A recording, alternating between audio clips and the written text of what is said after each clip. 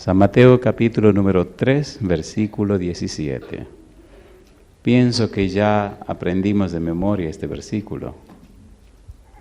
Mateo capítulo 3, verso 17 dice: y hubo una voz de los cielos que decía: este es mi Hijo amado, en quien tengo complacencia. Oramos. Querido Padre Celestial, gracias por la oportunidad de reunirnos otra vez para estudiar su palabra. Señor, gracias por los amigos y amigas presentes. Gracias por la compañía de los ángeles.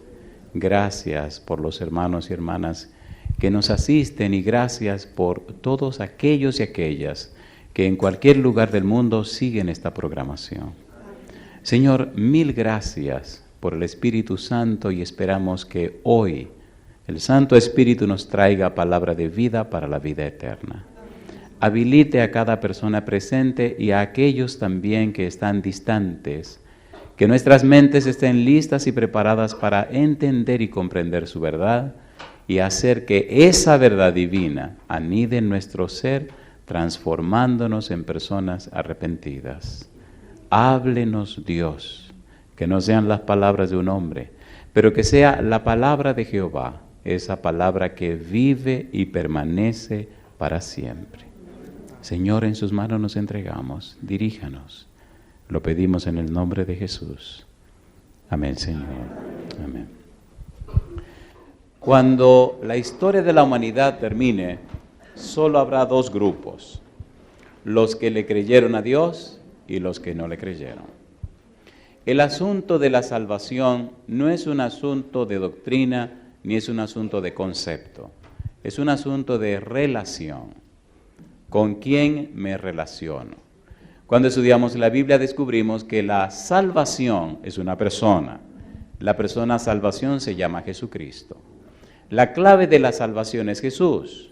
Lo bueno de esto es que quien explica todo es el Dios Todopoderoso. Cuando leemos la Biblia en San Mateo 3:17, cuando Dios dice: este es mi Hijo amado en quien tengo complacencia, en una sola frase, Dios explica todo. Y le deja a usted y a mí el trabajo de escudriñar, investigar, averiguar y descubrir lo que Dios dice y lo que quiere decir. En quien mi alma toma contentamiento. Ya vimos en Isaías 42 que la persona en quien el alma de Dios, la persona de Dios tiene contentamiento es el siervo sufriente. El siervo sufriente no es más que el Mesías prometido. El Mesías prometido, número uno, Dios dice que estaría lleno del Espíritu Santo. Lo curioso y lo interesante es que ese Mesías prometido, según Isaías capítulo 53, sería el siervo sufriente y vendría a la tierra con una misión determinada. Cuando estudiamos más a fondo el asunto de la salvación y del siervo sufriente, descubrimos que antes de la fundación del mundo se trazó un plan de rescate, aunque aún no se había creado a la humanidad. En el libro de Primera de Pedro, capítulo 1, versículo 19 y versículo 20, mire lo que dice. Mire qué cosa linda. Dios, pensando en usted y pensando en mí antes de la fundación del mundo. Primera de Pedro, capítulo 1, versículo 19 y versículo número 20. Dice el verso 19: sino con la sangre preciosa de Cristo, como de un cordero sin mancha y sin contaminación, ya destinado desde antes de la fundación del mundo, pero manifestado en los postreros tiempos por amor de nosotros. Cuando Dios dice: este es mi Hijo amado en quien mi alma tiene contentamiento, nos está diciendo: este personaje, este individuo, este cordero que he preparado desde antes de la fundación del mundo, es la clave para la salvación. La salvación no consiste en lo que yo hago o en lo que dejo de hacer. La salvación es el resultado de a quién conozco y recibo o a quién rechazo. Por ejemplo, en la Biblia encontramos el caso de Zaqueo. Zaqueo era una persona pequeña, era el cobrador de impuestos, era un publicano, y era el cobrador de los impuestos, era el líder, el jefe de los cobradores de impuestos. Esto era sinónimo a ser un ladrón. Trabajaba para el gobierno romano y cobraba los impuestos de los judíos. La nación lo odiaba y lo rechazaba. A pesar de ser un paria de la sociedad, Zaqueo quería conocer a Jesús. Y ponga cuidado, la Biblia nos dice que cuando Cristo pasó por Jericó, Zaqueo se subió a un árbol para conocer a Jesús. Estaba empeñado en conocer a Jesús. Zaqueo no venía a la sinagoga porque a los publicanos no lo dejaban entrar a la sinagoga. Era un enemigo de la nación. Posiblemente los hijos de Zaqueo no venían a la escuela de los judíos por la situación de su papá. Pero ahora Zaqueo quiere conocer a Jesús. Un ladrón, un paria de la sociedad, un rechazado social, una persona sin ningún derecho ante la nación judía, quiere conocer a Jesús. Se sube al árbol y cuando Cristo pasa, se detiene debajo del árbol y mira arriba y le dice a Zaqueo, Zaqueo, baja de ahí porque es necesario que esta noche yo me quede a dormir en tu casa. Zaqueo se sorprende, baja corriendo, va a su casa, hace una cena para recibir a Jesús. Zaqueo se sorprende que Jesús decidiera ir a su casa para dormir en su casa y para comer en su casa. Cuando esto ocurre y están en medio de la cena, Zaqueo se levanta y da un pequeño discurso y dice, Señor, doy la mitad de mis bienes a los pobres y si alguno hubiere defraudado, le devuelvo 4 veces lo que le quité. Escuche. Es muy difícil encontrar un ladrón que reparta sus propiedades. Y mucho más difícil que devuelva 4 veces lo que se robó. Algo está pasando en la casa de Zaqueo. Llama la atención que cuando Cristo toma la palabra, dice una frase clave. Jesús dice, hoy ha llegado la salvación a esta casa, porque este también es hijo de Abraham. ¿Quién era la persona que estaba en la casa de Zaqueo? La salvación. ¿Y quién es la salvación? Cristo Jesús. De modo que hasta los ladrones pueden alcanzar la salvación si reciben a Jesús en sus vidas. La clave de la frase de Dios, en quien mi alma toma contentamiento, es entender y comprender que el problema del pecado ya está resuelto. Dios lo resolvió a través de la persona de Jesús. De allí lo que tenemos que estudiar. El problema estaba resuelto antes de que el problema ocurriera. La salvación de la humanidad estaba prevista antes de que la humanidad fuera creada. Por eso dice la Biblia, desde antes de la fundación del mundo. Número 2. Hay otro caso interesante de un príncipe judío, llamado el joven rico. Viene a donde Jesús y le dice, Maestro bueno, ¿qué bien haré para recibir la vida eterna? Y Cristo le responde, los mandamientos, ¿sabes? ¿Cuáles? Y Cristo le enumera algunos de los mandamientos que tienen que ver de la relación de hombre a hombre, de la segunda tabla. No matarás, no adulterarás, etcétera, etcétera. Y él le dice, lo he guardado desde que era un joven. ¿Qué más me falta? Pero a este Cristo le dice, vende tus bienes y dalo a los pobres y ven y sígueme. Y la Biblia dice, y se fue triste porque tenía muchas posesiones. Una pregunta para usted, ¿el joven rico era bueno o malo? Era bueno. Guardaba los mandamientos. Dice que Cristo lo amó. ¿Cuál es la diferencia entre el joven rico y Zaqueo? Un detalle. Uno dejó entrar a Cristo a su vida y el otro no lo dejó. El bueno se perdió y curiosamente el malo se salvó. ¿No le parece irónico que el joven rico, a pesar de ser bueno, se perdiera? Entonces, la clave no es un problema de salvación desde el punto de vista religioso, es salvación desde el punto de vista de la relación. ¿Con quién te relacionas? ¿Se entiende? No a cuál grupo perteneces. La salvación es una persona, se llama Jesús. Ahora, cuando tú te encuentras con Jesús, entonces viene algo interesante que hay en el capítulo 2 de San Juan. Hay una frase que usa María aquel día del milagro del agua convertida en vino, y la clave es, hagan todo lo que Él diga. Si es verdad que te encontraste con Jesús, entonces tú harás todo lo que Jesús diga. ¿Cierto o falso? ¿Sí o no? Ahora debemos entrar en algo muy serio. Desde antes de la fundación del mundo, Dios había preparado la misión de Cristo Jesús y Cristo la aceptó. Pero ahora Cristo viene a la tierra y en sus palabras queda claro que Él sabía a lo que venía a la tierra. Conocía su misión en la tierra. Sabía lo que le esperaba en la tierra. Sabía lo que le harían en la tierra. Número 1, sabía que su pueblo lo rechazaría. San Juan 1:11. A lo suyo vino y los suyos no le recibieron. Sabía que el mundo no le conocería. En el mundo estaba y el mundo por él fue hecho, mas el mundo no le conoció. Pero a pesar de eso se mantuvo firme. Y ahora mire qué interesantes son las palabras de Jesús. San Juan capítulo 4, versículo 34. Comencemos aquí. Pongamos mucho cuidado, porque el amor de Dios por nosotros es tan grande y tan profundo que tiende a convertirse en algo casi incomprensible. ¿Por qué el Señor te ama tanto? ¿Por qué el Señor me ama tanto? Y todo en la frase en que mi alma toma contentamiento. San Juan capítulo 4, versículo 34. Mire lo que dice la palabra de Dios. Mire qué cosa linda. El Señor Jesús nos dice, ¿qué dice el verso 34? Dice Jesús les dijo, mi comida es, ¿qué cosa?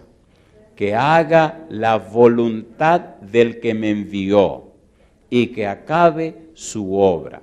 ¿Estaba consciente Cristo de que venía a cumplir la voluntad de Dios? ¿Sí o no?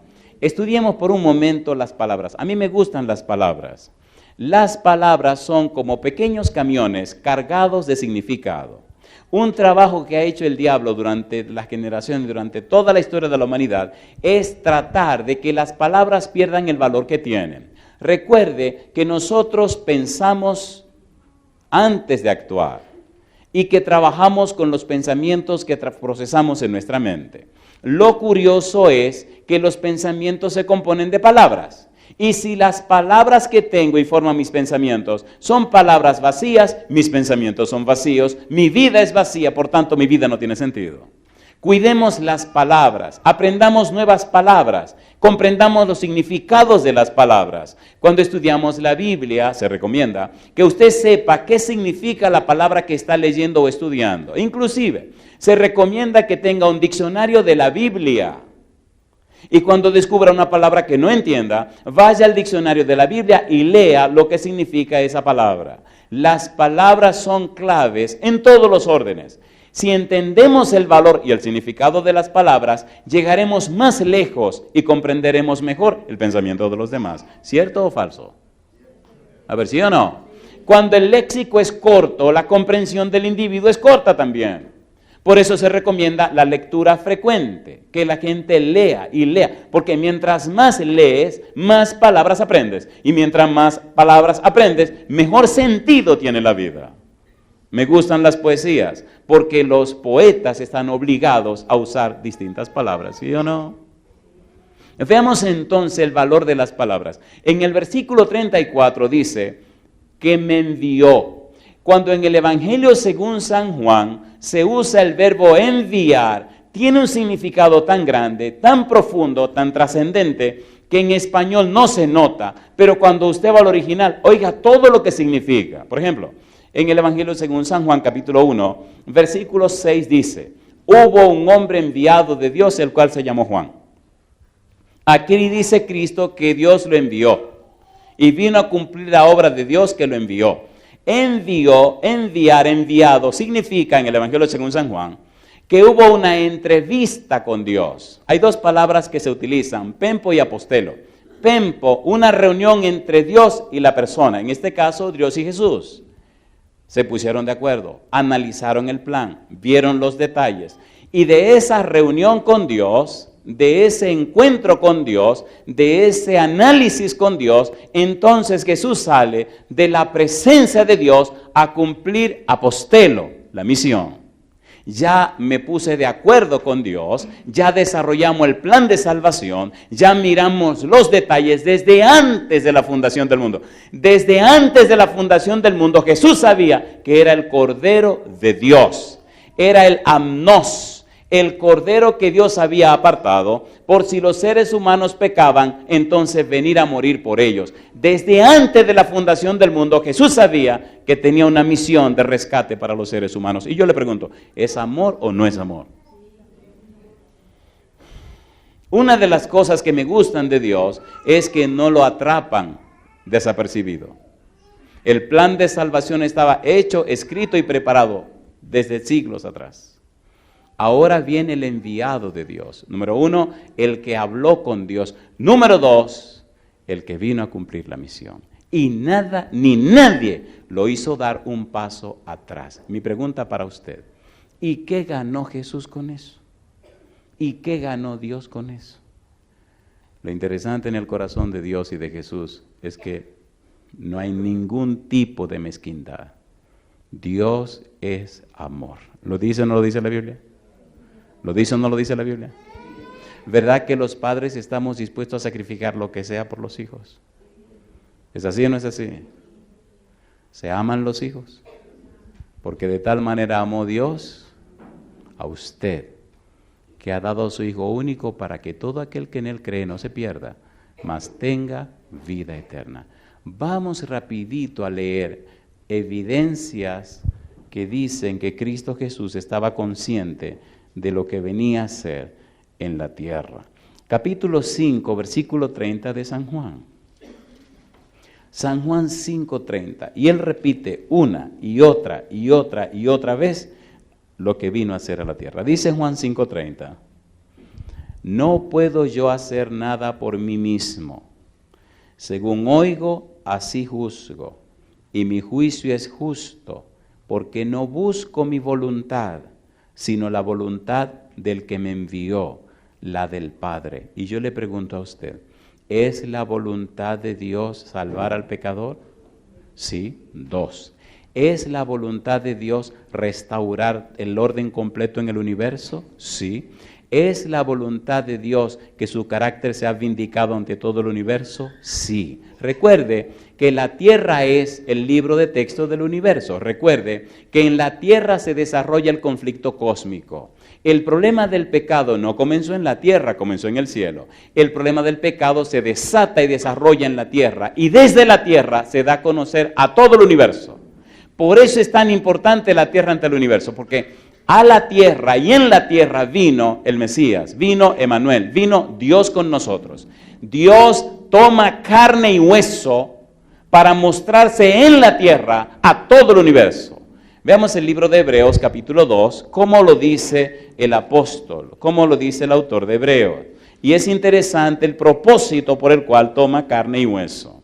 Capítulo 2, versículo número 14. Dice el verso 14, así que por cuanto los hijos participaron de carne y sangre, él también participó de lo mismo, para destruir por medio de la muerte al que tenía el imperio de la muerte, esto es, al diablo. Es un asunto incomprensible, es un asunto conocido como misterio de la piedad, es un asunto que hasta las criaturas celestiales se sorprenden y maravillan cómo el todopoderoso Dios, el Verbo, el creador de todo el universo, ahora se hace hombre y nace en un pesebre como un sencillo bebé de una mujer. Misterio de la piedad. Primera de Timoteo, capítulo 3, versículo 16. Mire cómo Pablo explica, anuncia, aclara, declara y grita este maravilloso misterio. Dice el verso 16, e indiscutiblemente grande es el misterio de la piedad. Dios fue manifestado en carne. ¿Es increíble o no es increíble? ¿Es increíble o no es increíble? Y todo por amor a usted y por amor a mí. Y por amor al universo también.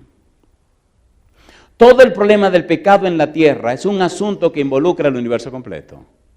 En la cruz se vio que Lucifer era mentiroso y padre de mentira.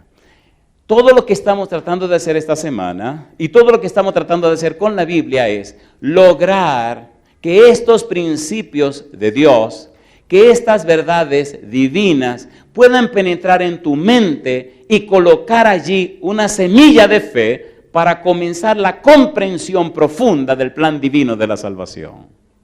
La humanidad se fue tan lejos de Dios, la mente humana se separó tanto de Dios, que hasta los razonamientos humanos van en contra del mismo Dios. ¿No fue eso lo que pasó antes del diluvio? ¿Sí o no? Si usted lee el libro de Génesis, capítulo 6, versículo 5, dice que la intención de los pensamientos de ellos era de continuo al mal. La intención, los propósitos eran de continuo al mal. La intención de la mente de ellos de continuo al mal. La mente humana se dañó tanto que el ser humano huye de Dios. ¿Es así o no es así? A ver, ¿sí o no? Y que el ser humano le reclama a Dios. Dios ha hecho todo lo necesario para restaurarse en el hombre, para rescatar al hombre, y el hombre le huye a Dios. Mire qué barbaridad. Y el hombre acusa a Dios, y el hombre critica a Dios, y el hombre condena a Dios. Y sin embargo, Dios ha hecho todo para la salvación del ser humano. Hay un libro en la Biblia que se llama Job. Maravilloso libro, es un libro hecho en poesía. Hay una serie que una vez preparamos para jóvenes que se llama Apartados para Cristo. Está en la internet, en una página que se llama portes.forshare.com.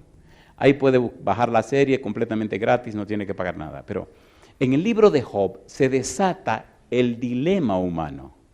En el libro de Job, Satanás aparece en una reunión en el cielo. En el libro de Job queda claro que el mal y la desgracia de la tierra es consecuencia del asunto de Satanás y la aceptación del ser humano. Pero mire qué barbaridad, a quien acusan es a Dios. Mire qué tragedia. Dios lo señalan como culpable de lo que hicieron Lucifer y el ser humano. Y sin embargo, Dios no se defiende. Al contrario, echa a andar el plan de rescate o salvación para sus hijos que cayeron. ¿Se entiende o no se entiende? ¿Han oído hablar de la parábola de la oveja perdida? ¿La fue a buscar el pastor? ¿La encontró? ¿La trajo de vuelta? Dios no conoce fracaso. Y todas las ovejas que sean sus ovejas, el Señor las encontrará y las traerá de regreso. La pregunta es, ¿de quién es usted oveja? Porque si es oveja del Señor, dice San Juan 10, escuchará la voz del Señor. Y Él tendrá un rebaño y habrá un pastor, Cristo Jesús. Veamos qué sigue diciendo Cristo con relación a este plan, trazado desde antes de la fundación del mundo. Y Cristo representa y enseña que Él está consciente de su misión en la tierra. San Juan capítulo 6, versículo 38 al 40. San Juan capítulo número 6, versículo 38 en adelante. Dice el versículo 38, San Juan capítulo 6, porque, dice Jesús, porque he descendido del cielo, no para hacer mi voluntad, sino la voluntad del que me envió. Y esta es la voluntad del Padre, el que me envió, que de todo lo que me diere no pierda yo nada, sino que lo resucite en el día postrero. Y esta es la voluntad del que me ha enviado, que todo aquel que ve al Hijo y cree en Él, tenga vida eterna, y yo le resucitaré en el día postrero. Yo te pregunto, ¿estaba claro Cristo de su misión en la tierra, sí o no? Sí, Señor. ¿Es claro el mensaje del Señor Jesús? Sí, Señor. Pastor, ¿cuál es el punto? El punto es este, querido. Mira, Dios, Jesús, el Padre, el Hijo y el Espíritu Santo, en un concilio celestial se reúnen y trazan el plan de salvación. En este plan queda claro que Dios Hijo se sometería a Dios Padre y vendría a la tierra a cumplir la misión de rescate. Se haría hombre, tendría carne y hueso, participaría y viviría entre los seres humanos.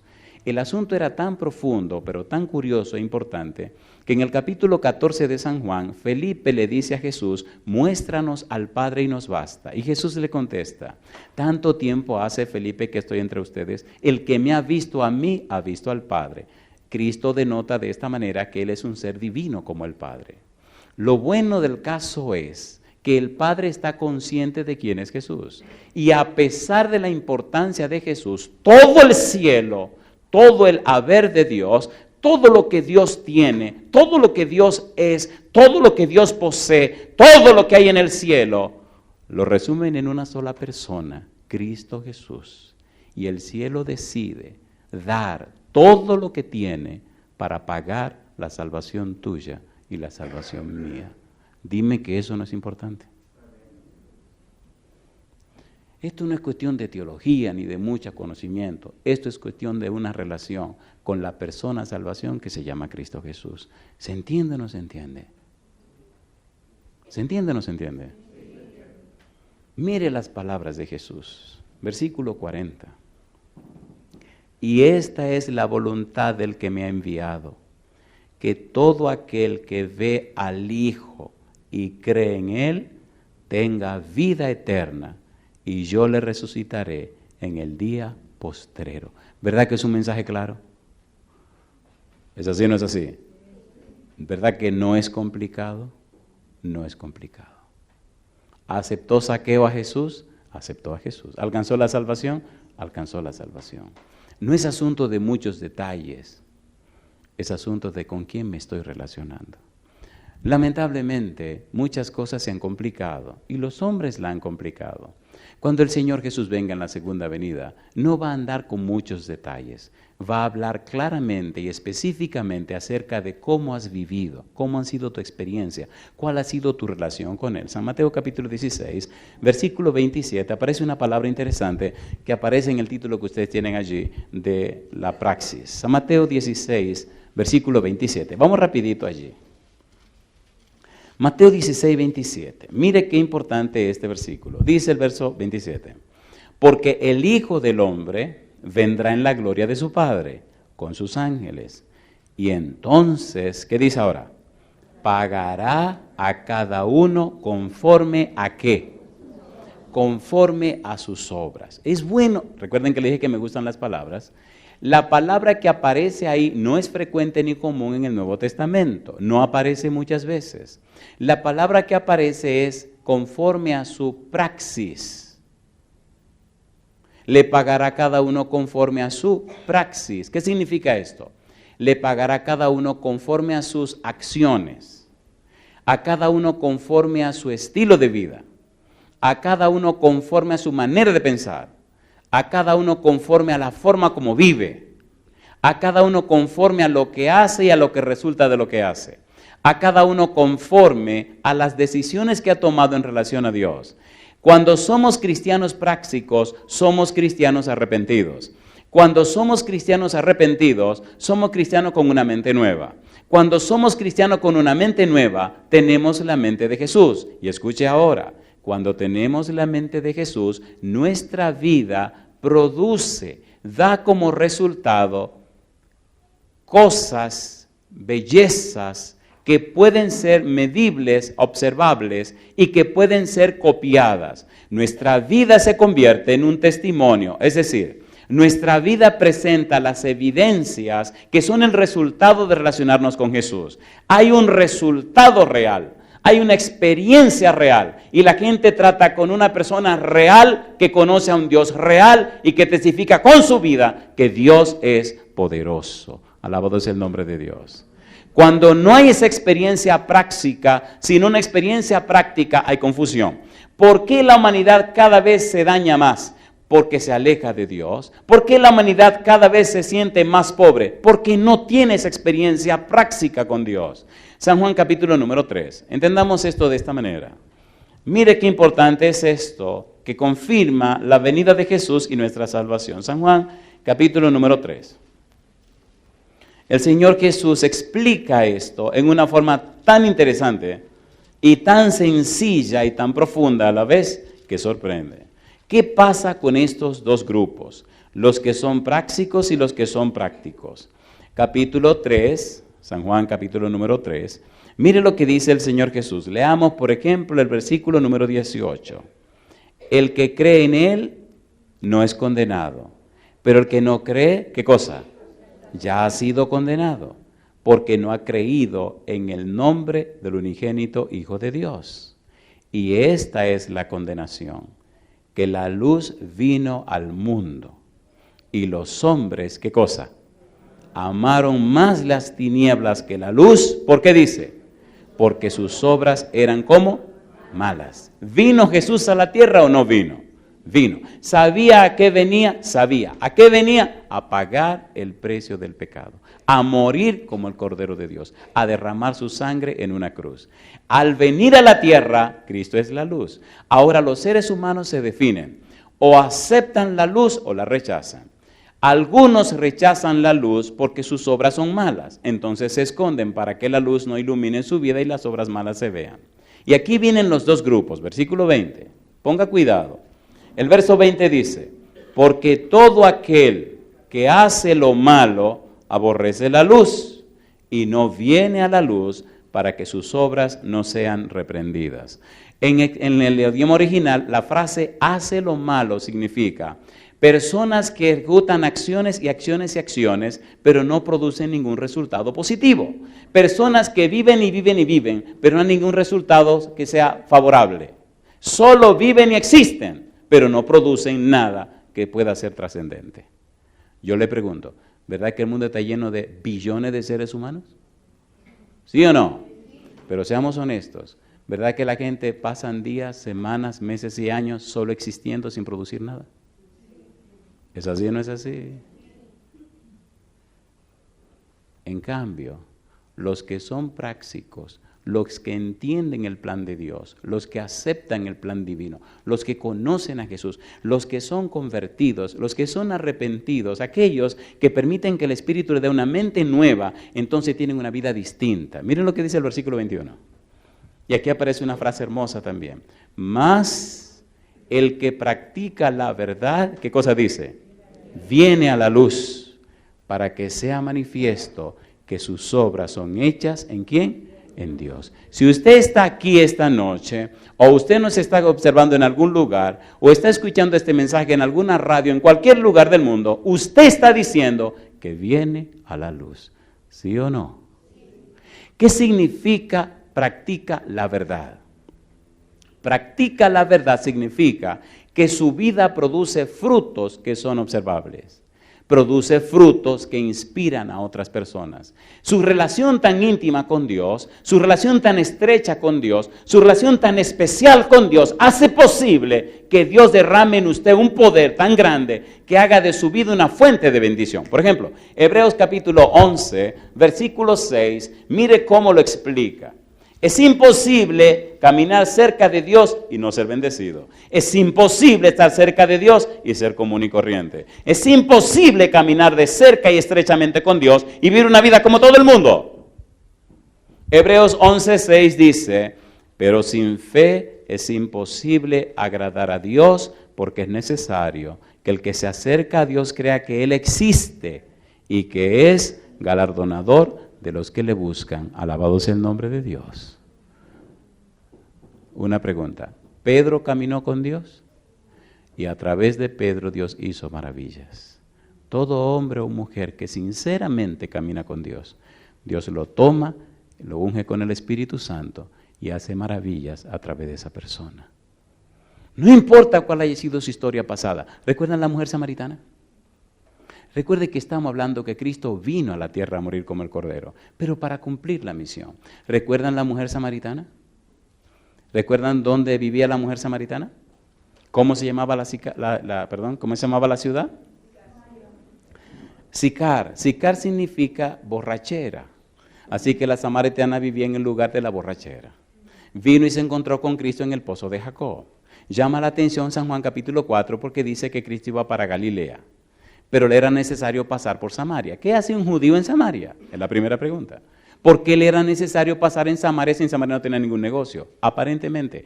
Había una mujer pecadora que había tenido 5 esposos y el 6º no era de ella. Y en su corazón había un grito. Quería tener un encuentro con el Señor. ¿Y dónde se encuentra Cristo y la samaritana? En el pozo de Jacob. Una pregunta. ¿Era buena reputación la que tenía la samaritana? No. A Cristo no le importa cuál sea tu reputación. A Cristo le interesa que te encuentres con Él. ¿Recuerdan aquel leproso que Cristo vio cuando bajó del sermón de la montaña? San Mateo capítulo 8, versículo 1 y 2. ¿Era leproso o no era leproso? ¿Qué le dijo el leproso a Jesús? Si quieres, puedes limpiarme. ¿Qué le contestó Jesús? Quiero, sé limpio. Lo tocó y lo sanó. Yo no sé cuál lepra tú tengas o cuál sea tu situación moral, pero una cosa sé. Cuando la samaritana se encontró con Jesús, cuando la samaritana habló con Jesús, cuando Cristo le reveló a la samaritana quién era Él, la samaritana fue llena de una agua de vida, que es nada más y nada menos que el Espíritu Santo. Es la misma agua que tú y yo necesitamos. Cuando el Espíritu de Dios viene a una vida, transforma su carácter de una vez y para siempre. Mi pregunta para ti: ¿eres tú una oveja del Señor? ¿Quieres tú ser una oveja del Señor? Todo el haber humano aquí quedará. Cuando el tiempo termine, habrá dos grupos: ovejas y cabritos.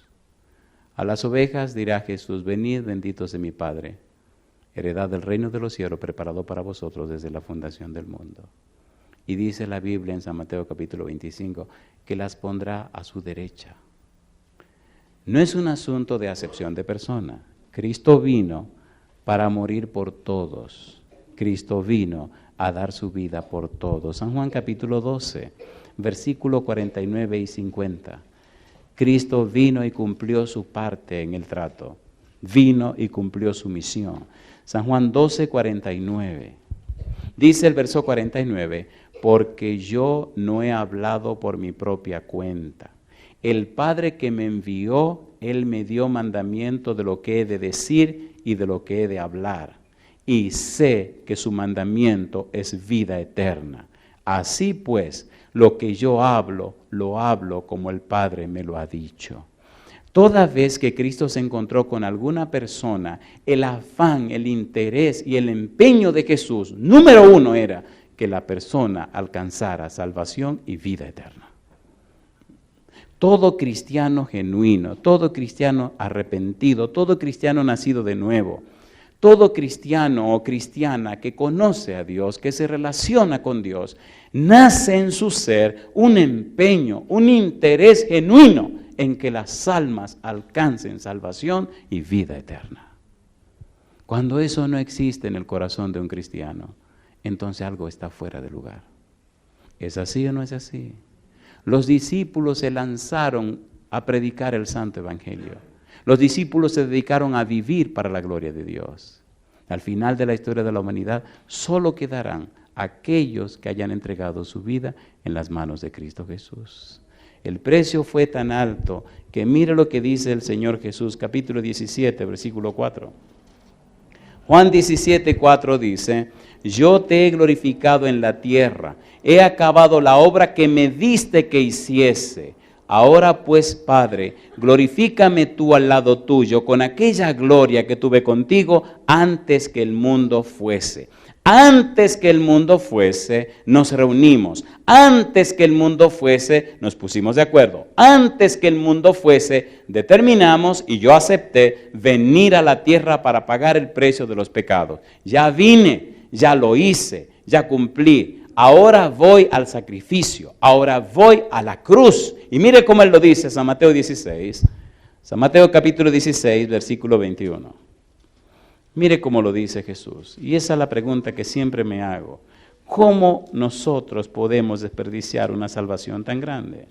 Mateo 16, 21 dice: desde entonces comenzó Jesús a declarar a sus discípulos que le era necesario ir a Jerusalén y padecer mucho de los ancianos, de los principales sacerdotes y de los escribas, y ser muerto y resucitar al tercer día. Mi pregunta para ti: ¿preparó Dios el plan de salvación desde antes de la fundación del mundo? Sí.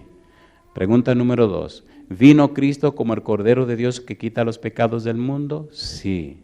¿Murió Cristo en la cruz del Calvario? Sí. ¿Resucitó al tercer día? Sí. ¿Ascendió al cielo? Sí. ¿Envió el Santo Espíritu? Sí. Y ahora le esperamos por segunda vez para buscar a sus hijos, a los que se entregaron a Él. Mi pregunta: ¿esto es hermoso o no es hermoso? Es el sencillo evangelio de salvación. No hay que complicarse la vida. Es la sencilla palabra de Dios. El evangelio de salvación siempre ha sido y será sencillo, sin muchas complicaciones. Pero ahora tenemos que definir algo entre tú y yo. En San Juan capítulo número 10, el Señor Jesús estableció bien claro dos grupos, solamente dos grupos. Y lo dice de una manera pintoresca pero muy firme. Dice San Juan capítulo 10, versículo 14, yo soy el buen pastor. ¿Y qué dice ahora? Y conozco mis ovejas. ¿Y qué dice? Y las mías me conocen. Y él sigue diciendo, versículo número 25, Jesús les respondió, os lo he dicho y no creéis. Las obras que yo hago en nombre de mi Padre, ellas dan testimonio de mí. Pero vosotros no creéis porque no sois de mis ovejas, como os he dicho. Mis ovejas, ¿qué dice? Oyen mi voz y yo las conozco. ¿Y qué cosa? Y me siguen y yo les doy vida eterna y no perecerán jamás, ni nadie las arrebatará de mi mano. Mi Padre que me las dio es mayor que todos y nadie las puede arrebatar de la mano de mi Padre. Alabado es el nombre de Dios. En los años que tengo de vida me he tenido que encontrar en situaciones bien difíciles trabajando por la gente. He tenido que ver personas que están en el último momento de su vida. Algunos cristianos fieles que han entregado su vida a Jesús y mueren con una sonrisa en el rostro. Otros, desesperados y angustiados, ven la muerte venir y con la angustia y el temor y el dolor de la perdición. Pero bendito sea Dios. Qué hermoso es cuando uno le presenta a Jesús y las personas dan cabida en su ser y aceptan al Señor, el cambio y la transformación que se produce en ellos. Hay una experiencia que tuve recientemente, hace un año, hace como 4 o 5 años. Un día recibí una llamada telefónica, levanto el teléfono, vivíamos en una ciudad de Texas, en la parte sur, que se llama Edimburgo. Levanto el teléfono y pregunto, ¿aló? La otra persona me dice, pastor, mire, mi papá se está muriendo en el hospital y por favor queremos que venga para que ore por él. ¿Cómo no? ¿En qué hospital está? Está en el hospital de Misión. Allá vamos. Salí corriendo, tomé mi carro y corrí hasta Misión. Misión estaba del otro lado de McAllen, me quedaba bien lejos.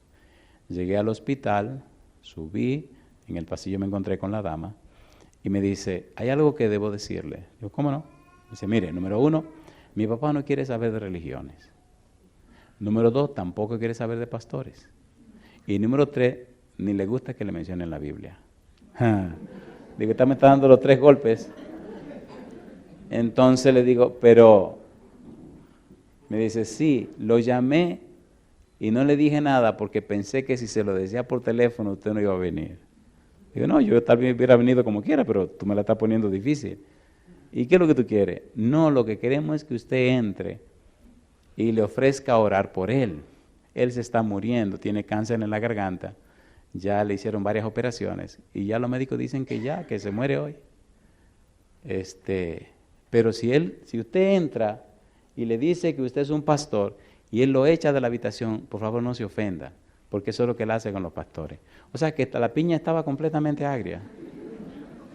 Pero oye, qué cosa linda. Hay algo que aprendí. Cuando usted decide cada mañana colocarse delante de Dios, cuando usted decide cada día servir al Señor, hay una promesa que Dios hizo. Yo estaré contigo cuando dice, todos los días. ¿Hasta cuándo? Hasta el fin del mundo. Así que la salvación de los seres humanos no es mi problema, es el problema del Señor. Mi trabajo es presentarle la verdad y el trabajo del Espíritu es convencerlo y convertirlo a usted. Yo no convierto ni convenzo a nadie, lo hace el Espíritu Santo. Mi trabajo es que usted entienda el mensaje. Yo pregunto, ¿se entiende lo que estamos diciendo o no se entiende? Ya usted mismo se metió en problemas porque usted dijo que sí. Así que el ángel y usted van a tener que resolver. Llego a la habitación, le voy a ser honesto, más asustado que otra cosa, pero, Señor, usted me mandó y uno como que se da ánimo a uno mismo. Y abro la puerta de la habitación. ¿Qué frescura había que tocar? Cuando abro la puerta, el señor Felipe está acostado ahí en la cama. Tiene una camarilla de oxígeno y mira para la puerta, frunce el ceño y me mira con una mirada como de, ¿qué tú haces aquí? ¿Han visto esos perros rabiosos cuando usted llega a la casa y le sacan los dientes? A este nada más le faltó que sacara los dientes. Esto es terrible y serio y doloroso, pero hay que decirlo con una manera suave. Miro hacia la final y veo una señora sentada en una silla. Y alrededor de la silla de la señora un grupo de gente sentado sin decir media palabra. Todo el mundo esperando que el tipo se muera. ¡Qué barbaridad! Y entonces me mira y lo miro, y me mira y lo miro. Y él como que decía, ¿y qué? O sea, ¿qué tú haces aquí? ¿Quién eres tú? Le digo, Felipe. Y él dice, dígame. Usted es un hombre dichoso. Oiga eso, un hombre dichoso que está muriendo de cáncer. Y me dice él, ¿por qué usted dice que es un hombre dichoso? Se enojó, porque imagínate el tipo que se está muriendo, qué dichas son esas. ¿Por qué usted dice que es un hombre dichoso?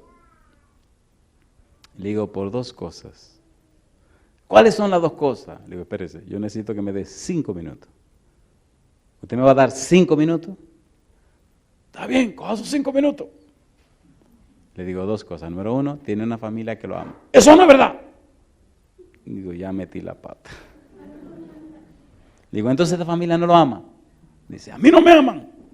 Digo, pues entonces hay que sacarlo de la habitación. Pues sáquelo.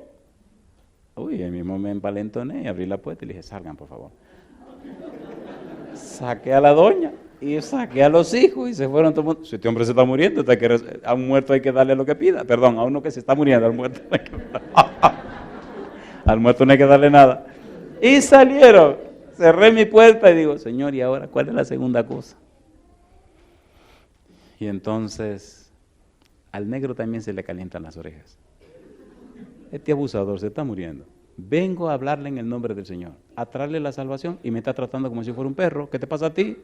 Entonces cuando todo el mundo salió, cerré la puerta y lo miré yo entonces con la mirada mía. Y nos miramos y nos miramos. Y dice él un poquito más suave, dígame. Digo, mire, ¿te quiere que le diga la segunda cosa? A usted Dios lo ama a pesar de lo que usted ha sido en la vida. Se está muriendo. Y en el último momento de su vida, Dios me manda para que le hable a usted de la salvación. Sabiendo usted quién usted es y cómo ha vivido toda su vida. Oye, el guión empezó a ablandarse, compadre. ¿Usted está consciente que usted se está muriendo? Sí, yo sé. Y el médico dice que hoy mismo se va a morir. Yo sé. Si fuera en Estados Unidos me hubieran metido cárcel, quién sabe por cuánto tiempo. Bueno, en Estados Unidos era, pero estábamos solo encerrados en la habitación. Y le diga al viejito, y se me salieron las lágrimas, y digo, el Señor lo ama. Cristo vino a morir por los pecadores, a pagar el precio de los pecados. El Señor quiere perdonarlo, Felipe. Felipe, ¿usted acepta a Jesús como su Salvador personal? Y abrió los ojos y se le llenaron de lágrimas. Y me hace así con la cabeza. Digo, no, dígame sí o no. Me dice, sí. Ay, Jesús, y le agarré la mano, le leí un par de versículos de la Biblia, le hablé del plan de salvación, del amor de Dios, cómo desde antes de la fundación del mundo Dios preparó la salvación, cómo envió a su Hijo Jesucristo que se hizo hombre para morir en la cruz y pagar el precio del pecado. Y empecé a hablarle de todas las maravillas de la gracia, la misericordia de Dios, y el hombre lloraba. Al final le dije, Felipe, ¿usted quiere entregarle su vida al Señor de todo corazón y aceptar la voluntad de Dios en su vida y recibir la salvación en Cristo Jesús? Digo, sí. Digo, pues mire, yo voy a orar y cuando ore, me voy. Empezamos a orar. Terminé mi oración y le dije, ahora me voy. El viejito me tenía la mano agarrada y yo empecé a alar mi mano. Felipe, yo me voy. No se vaya. Digo, yo me voy. Yo le dije 5 minutos y ya pasaron los 5 minutos. No, pero quédese. Digo, yo le dije que yo me voy. Suélteme. Y me zafé. Y el pobrecito con la mano me decía, no se vaya. Digo, Felipe, yo no soy nadie. Dele la gloria a Dios. Usted aceptó a Jesús y es su Salvador. Y él lloraba. La cara la tenía completamente cambiada. Y el viejito se quedó en la cama llorando. Abrí la puerta. Me sequé las lágrimas, la familia vinieron a ver qué pasó. Y entonces salí, me fui llorando por el pasillo y me fui para mi casa. Cuando llegué a mi casa me dice mi esposa, te llamaron del hospital, de Misión. Digo, sí, ¿qué dijeron? Ay, gordo, dijeron que no saben lo que pasó, pero que el viejito se murió y antes de morirse le pidió perdón a todo el mundo. y murió como sonriente, murió con el rostro diferente. Yo le hago una pregunta a usted. ¿Tiene Jesús poder para cambiar corazones? ¿Te gustaría que cambie el tuyo? Entonces ponte en pie conmigo. Esta noche yo quiero orar en forma muy especial por el más grande tesoro que Dios tiene en la tierra. El Señor está esperando por los jóvenes. El Señor está esperando para hacer cosas grandes con los jóvenes.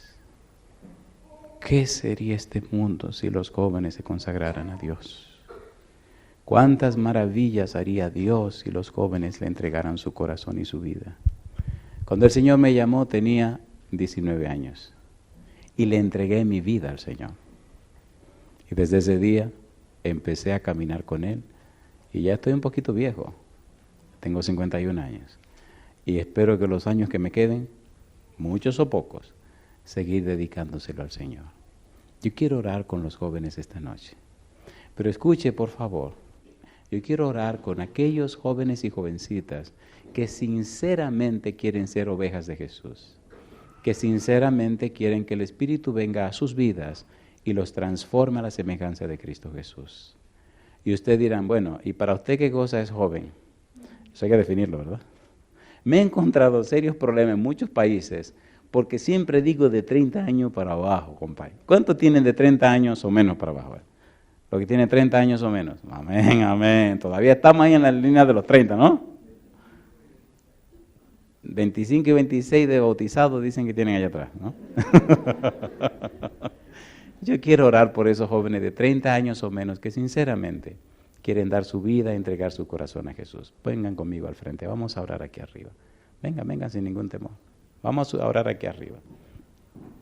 Y voy a pedir a los padres, si hay algún padre o alguna madre presente de estos jóvenes que están pasando al frente, que por favor esta noche hagamos una decisión familiar. Que esta noche tomemos un voto de familia. Que la muerte de Cristo no haya sido en vano. Que todo el sacrificio del cielo no se pierda en la nada. Que esta noche decidamos, como Felipe aquel día, darle cabida en nuestro corazón a Jesús como nuestro Salvador. Adelante, jóvenes de 30 años o menos, me faltan algunos jovencitos, ¿verdad? Adelante, ayúdenle a pasar a los que tengan vergüenza. Pastor, ¿qué significa pasar al frente? Significa que desde hoy tu vida pertenece a Jesús. Significa que desde hoy tu vida será guiada por el Espíritu Santo. Significa que desde hoy ya no eres tuyo, ahora eres propiedad del Dios Todopoderoso. Alabado sea el nombre de Dios. Bendito sea Dios. Pueden subir. ¿Hay alguien más, algún joven más que debe pasar? Si usted es el papá o la mamá de alguno de estos jóvenes y usted quiere hacer la misma decisión, entonces venga y acompañe a su hijo o a su hija, papá, mamá. Es un asunto de familia. A la entrada al cielo, Dios no quiere que sea que vino el papá y se quedó la mamá. No. Dios quiere que mamá y papá vengan. Dios quiere que la familia completa entre. Si usted tiene un hermano, una hermana, papá, mamá, un hijo, una hija aquí al frente, venga por favor. Acompañe a su persona y diga públicamente, yo también hago la decisión de entregarle mi vida al Señor Jesús. Alabado sea el nombre de Dios. Muy pronto las cosas en el mundo van a cambiar de una manera curiosa. Pero gloria a Dios. El ángel de Jehová acampa en derredor de los que le temen y los defiende. Joven fui y he envejecido y no he visto justo desamparado, ni su simiente que mendigue pan. Porque a los que aman a Dios, todas las cosas les ayudan, ¿cómo? A bien. A mí me gustaría incluir con los jóvenes. ¿Hay alguna persona en nuestro medio que quisiera esta noche que oráramos por su salud? Hay 2 personas por las que he orado en estos días y me han pedido que oráramos. Adelante, venga con nosotros. ¿Hay alguien más que quiera que oremos por su salud, además de presentarla con los jóvenes? Adelante. ¿Verdad que estas personas tienen derecho también? Me faltan más jóvenes. ¿Dónde están los demás jóvenes? Bendito sea Dios, adelante. ¿Hay algún joven o jovencita al fondo? ¿O aquí delante? Tienen vergüenza. Que quisiera decirle hoy, Señor, te doy mi corazón joven. Yo le di mi corazón a Jesús cuando tenía 19 años. Y doy gloria a Dios por eso. Adelante.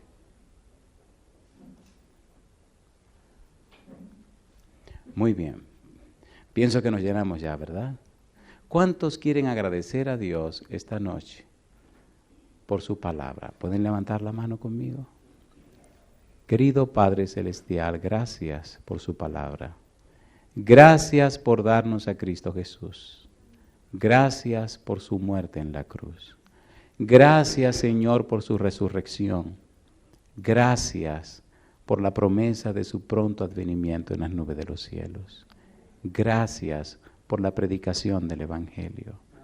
Dios amado, gracias por darnos a su Hijo. Y gracias porque antes de la fundación del mundo usted preparó todo para nuestra redención. Gracias porque Jesús vino valientemente, sabiendo los horrores de su muerte. No dio un paso atrás, se mantuvo firme y pagó el precio del pecado.